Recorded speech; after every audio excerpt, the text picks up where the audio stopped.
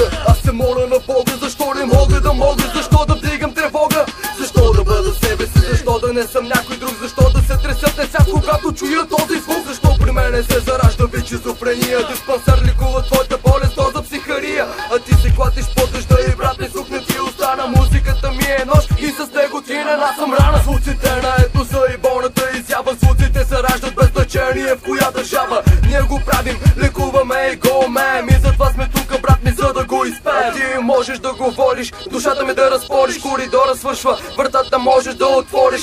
Можеш да ме мразиш, можеш да ме ненавидиш, можеш да ме псуваш и коварно да обиждаш.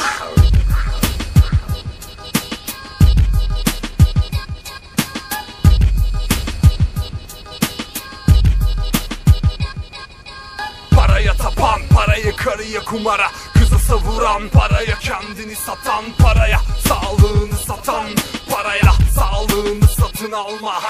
Cepteki haram, yatakta paran, dostun yalan. Nokta koyalım abi, buna gerek yok mu yani? Mutluluk yalan, giderse paran.